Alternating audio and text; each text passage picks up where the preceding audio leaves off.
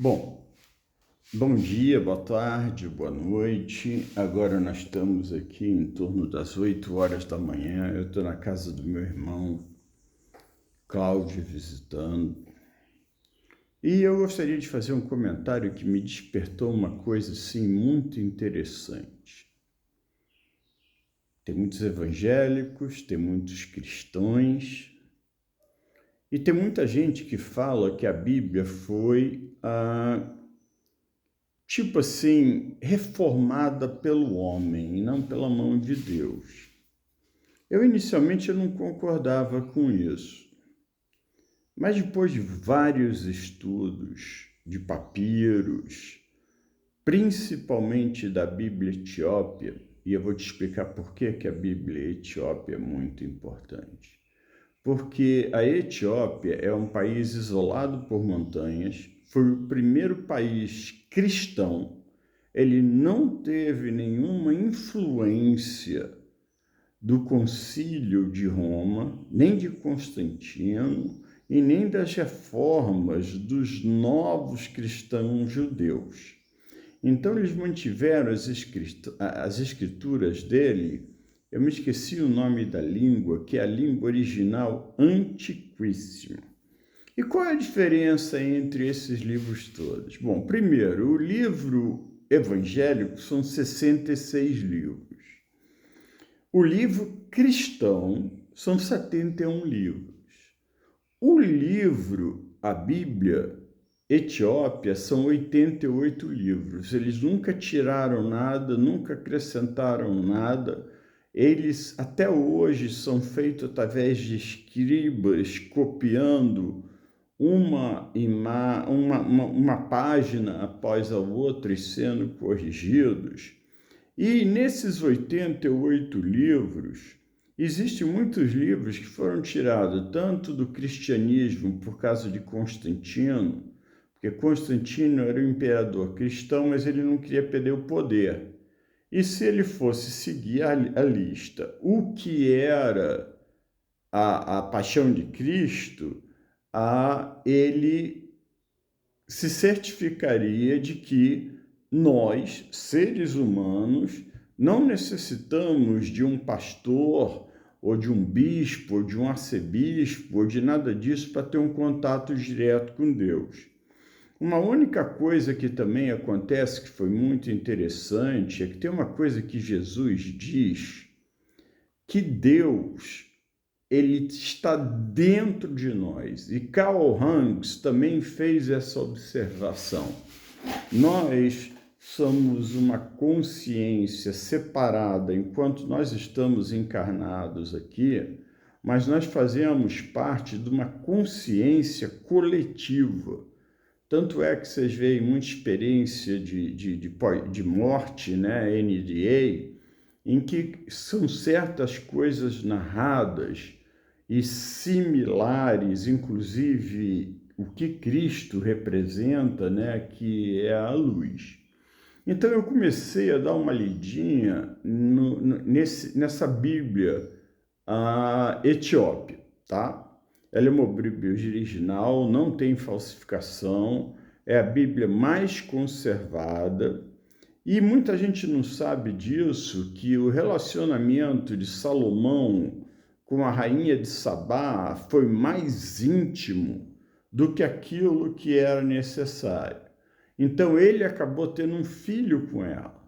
E esse filho, quando estava numa certa idade já adulta, veio visitar Salomão para compartilhar o conhecimento dele que ele já tinha herdado. E um dos grandes mistérios que até hoje é falado é que a Arca de Aliança se encontra na Etiópia e que a Arca da Aliança foi levada para a Etiópia por esse filho de Salomão com a rainha de Sabá por uma questão de segurança com relação às invasões que estavam ocorrendo e os roubos que estavam ocorrendo pelos invasores nos templos construídos por Salomão, né, que já foi destruído. Na realidade, a gente fala do terceiro templo, mas o terceiro templo já foi construído. tá? Agora seria o quarto templo. Se você for ler a Bíblia, a história, você vai ver que ele foi refeito 3 vezes, porque ele foi refeito por Salomão, ele foi refeito por Herodes, ele foi reconstruído várias vezes por Neemias. Então, 3 vezes já foram.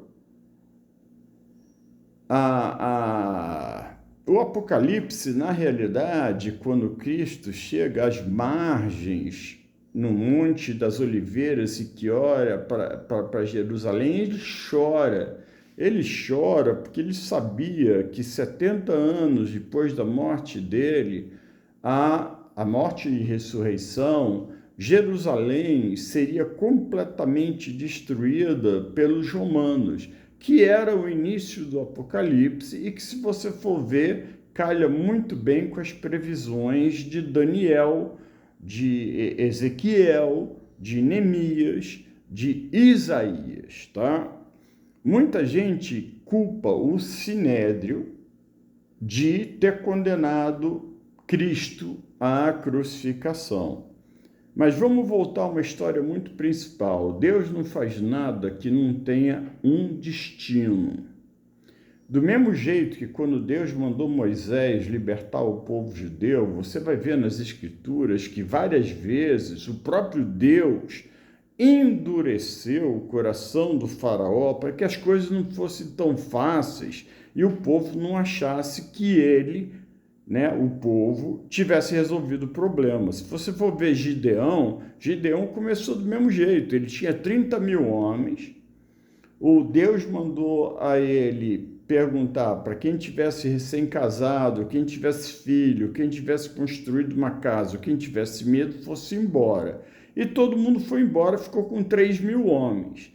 E Deus deu uma orientação para Gideão, que era o seguinte: era para os 3 mil soldados que sobrassem fossem beber água de uma nascente que existe até hoje, é muito limpo.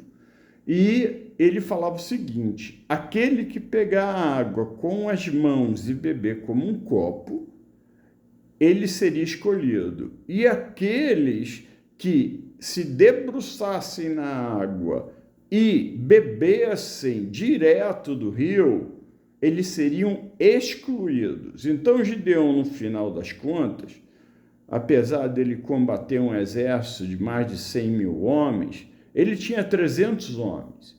E ele usou uma técnica que foi muito interessante, que cada homem carregava 2 tochas enfiadas num vaso de cerâmica, numa travessa nos ombros. E quando eles se aproximassem o campo dos inimigos, eles começassem a quebrar esses vasos. Então os caras viram centenas e centenas de tochas e, quando os vasos eram quebrados, pareciam que eram uma cavalaria, cavalgando. E eles sumiram, fugiram e abandonaram o campo tudo de lá. E normalmente Deus usa, como Jesus disse, ele não está aqui para curar quem está saudável, ele está aqui para curar quem está doente, quem é pecador e quem tudo. E nessa Bíblia Etiópia, eu descobri alguns livros que foram escondidos propositalmente por Constantino, para o Conselho e pelos próprios judeus. Por quê? Porque tirava a autoridade do imperador de tudo com relação ao contato de Deus. Porque quando Cristo foi crucificado, o véu se rompeu de cima a baixo, não de baixo para cima. E quando ele se rompeu de cima a baixo, o significado era que, a partir daquele momento, nós teríamos contato direto com Deus, sem a necessidade de ter um intermediário. E o mais interessante também que existe nisso tudo foi uma coisa que Cristo disse, e Carl Jung, que era um psiquiatra e cientista muito famoso, disse que Deus, ele está dentro de nós. Então, quando Cristo veio, e o nome correto é Yeshua, ou Messias, a gente tem essa mania de mudar o nome, mas a gente esquece que o nome tem um significado especial. Yeshua é o que significaria Emanuel, Deus entre nós. Mas se você notar, quando ele partiu e disse que viria o conselheiro, que na realidade é o Espírito Santo, que é o Espírito de Deus, nós continuamos dentro de nós com Emanuel, o Deus vivo, o Deus presente dentro de cada um de nós. E quando você vê o livro de Jubileus, que você vai ver a questão de Adão, né? Porque Adão podia ter recusado a fruta de Eva, ele devia ter obedecido Deus e as coisas seriam diferentes, né? Você vai descobrir também no livro de Enoque os anjos, que eram os anjos que deveriam nos observar e que acabaram se apaixonando e fizeram um pacto que era contra Deus de possuir mulheres humanas para ter filhos, né? Como casal. E daí que veio os famosos nefilins, que eram os gigantes. Depois, quando veio a parte de Noé, com 600 anos, que Deus disse que ia destruir o mundo como um vendaval, ele aprisionou todos os anjos, que eram os anjos vigilantes que caíram, né? E ele também fez uma coisa muito interessante. Ele matou todos os nefilins no dilúvio, mas ele fez uma promessa que os espíritos dos nefilins ficariam vagando pela terra, aterrorizando os seres humanos, né? Então nós vamos ver lá, Noé construiu uma arca, todo mundo chamava ele de maluco, no final das contas ele estava certo. Essa arca já foi reconstruída em vários tamanhos em laboratórios para ver se ela realmente tinha essa resistência, e foi comprovado que tinha, né? É um projeto de Deus, não é um projeto de Noé. Na realidade, quem selou a porta pelo lado externo foi Deus. Veio esse dilúvio, né? Os seres vivos foram exterminados. Os nefilins não foram, porque eles não eram seres vivos, eles já eram espíritos malignos que estavam na terra, e que no Monte Arará, depois de cento e tantos dias, a arca veio a descansar. Aí você sabe a história do corvo, a história da pomba, que eu não vou recomeçar, né? E o que aconteceu?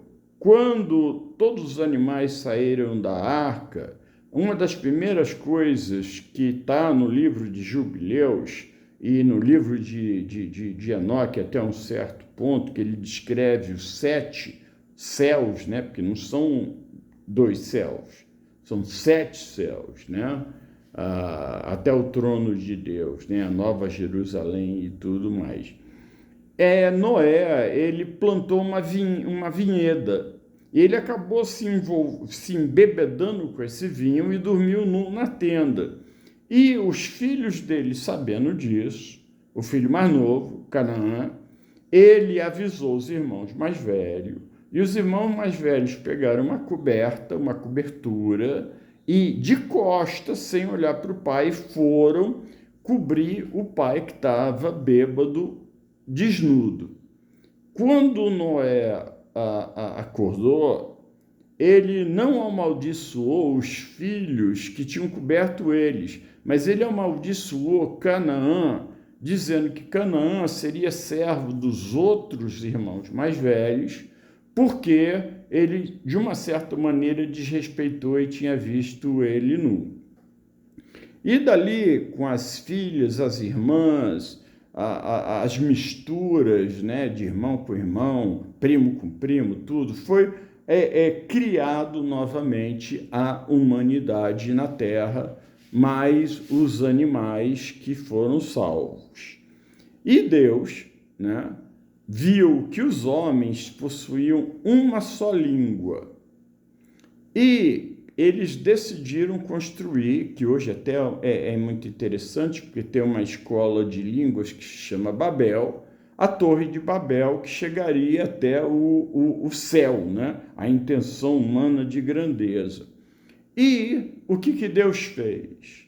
Deus mudou as línguas, porque enquanto eles falavam as mesmas línguas, eles conseguiam conversar. Quando Deus mudou a linguagem de cada grupo, eles não tinham mais comunicação. Então, a construção de Babel foi terminada, né? foi abandonada, e cada povo saiu para o seu lugar. O mais interessante é que de Adão a Davi foram 14 gerações, né? De Davi a Babilônia foram 14 gerações, e da Babilônia, do retorno da Babilônia até o nascimento de Yeshua, Cristo, foram 14 gerações. E ele é uma coisa especial, por quê? Porque Moisés determinou que os levitas seriam os sacerdotes. E ele não era descendente de levita, ele era descendente de Judá, do rei Davi, e se diz muito parecido com Melquisedeque, que é um personagem que aparece muito rapidamente, que tem uma sinopse que muita gente utiliza como um aparecimento do próprio Cristo, né? Que é um sacerdote que abençoou Abraão. Normalmente o mais poderoso abençoa o menos poderoso, e ele não tem genealogia de pai, ele não tem morte, ele não tem nada, ele simplesmente aparece na história e desaparece. Uma outra coisa que eu descobri é que quando os 3 reis magos, que eram da Síria e não do Egito, vieram ver Jesus, foi feito um acordo com a Maria e com a José, que na realidade os nomes estão errados, não é Maria, é Miriam, e não é José, é Yosef, que eles viriam quando o Cristo tivesse 13 anos e que ele seria levado para a Síria para treinamento espiritual, né? Complementação, porque ele nasceu como nós, ele nasceu com um dom divino, um dom de sabedoria, mas ele tinha que aprender. Então ele foi levado para a Síria, e na Síria a parte de astronomia, né? A parte de leitura do céu, né? A parte de Zoroastro era muito importante. E ele teve essa educação lá. Muita gente não entende por que Cristo começou a pregar só com 33 anos. É que existe uma coisa muito curiosa no levita, né? Que seria um sacerdote. Com 13 anos se faz o bar mitzvah. Se considera o menino de 13 anos um adulto, mas não religiosamente. Religiosamente, um levita só pode começar a exercer a função religiosa a partir dos 30 anos de idade.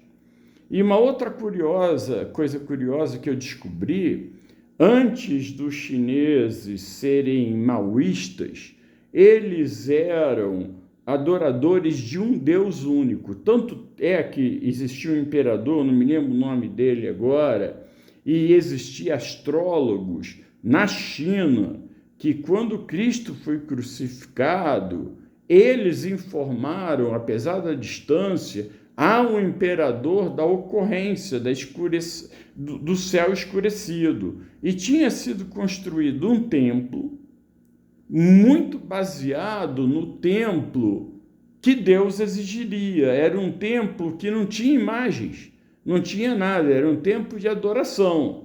Depois, com o tempo, que veio o maoísmo, o budismo, esse tipo de coisa.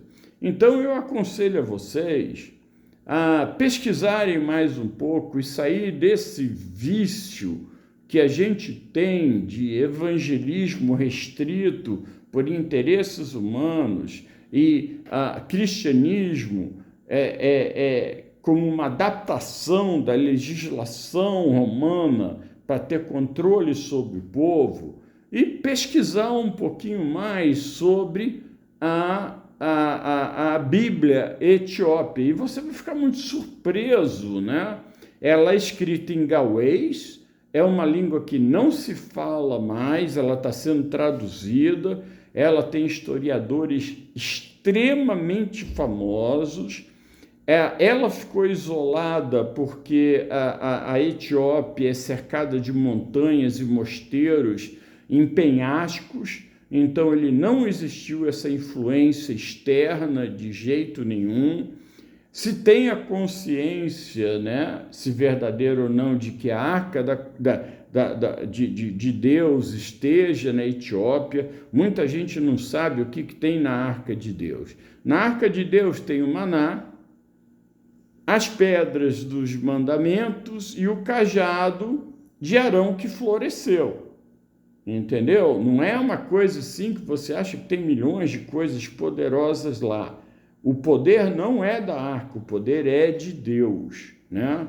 Mas quando Jesus se sacrificou, essa arca, de uma certa maneira, perdeu o sentido, porque você, como pessoa, pode se trancar no seu quarto, como Cristo disse, e não orar, mas conversar com Deus sinceramente, abertamente, e Ele vai te escutar. E eu vou te dizer uma coisa, eu na minha vida, que foi muito pregressa anteriormente, né? Eu tive um casamento que falhou e tudo mais, eu acho que a culpa foi minha, mas por falta de entendimento. E quando eu descobri isso, eu era muito assim, crítico do espiritismo, crítico de ubandismo, mas eu descobri através da Bíblia etíope que o espiritismo é real. A única coisa que está errada é a maneira como ele é doutrinado aqui. Por quê? Porque se transformou numa religião. E toda coisa que se transforma numa religião perde a índole, né? E se transforma num regulamento. Então você tem que interpretar o espiritismo como uma filosofia.